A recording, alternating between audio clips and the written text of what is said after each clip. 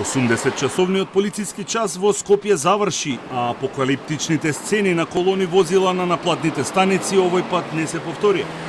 Иако голем број на скопјани, како и лица од натрешноста кои живеат и работат во Скопје, се вратија во раните утрински часови во градот. На патарините немаше гужви и долги колони. Првиот застој во сообраќајот можеше да се види на семафорите во населбата Ѓорче Петров и на крстосниците кон центарот на градот. Утрово екипата на Телма ги обиколи патарините на влезовите во Скопје.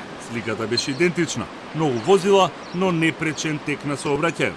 Се наоѓаме на наплатната станица Глумово на самиот влез од Скопје. Сега е речиси 8 часот наутро. Отворени се 6 рампи за наплата, од она што може да се види е дека има голема фреквенција на возила, но ги нема оние долги колони на излез од Скопје.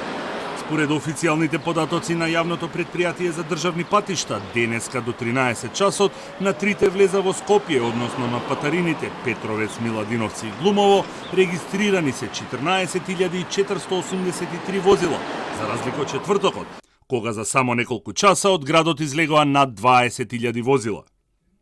Со одлука на владата полицискиот час во Скопје траеше од четвртокот навечер до утрово со цел да се спречи ширењето на епидемијата на коронавирусот во градот.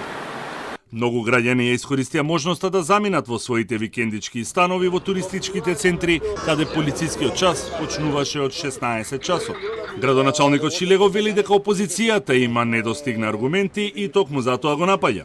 Пак велам, тоа изместување на тезите, затоа што нити знаете кога сум заминал, нити кога сум се вратил.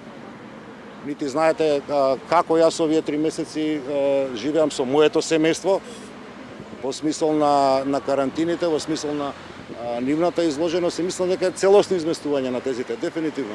Кога не можете да најдете забелешка за работата на градоначалникот, ќе изместуваме тезата зашто градоначалникот бил во своја куќа. Генералниот секретар на СДСМ Љупчо Николовски, кој им порача на граѓаните да останат дома, продолжениот викенд го мина во Берово и со тоа го избегна 3-дневниот карантин, а слично е и со портпаролот на најголемата опозицијска партија, Димитар Арсовски, кој вчера вечер во текот на полицискиот час со неговата девојка тргнал од Струмица кон Скопје поради, како што тој тврди, професионални обврски.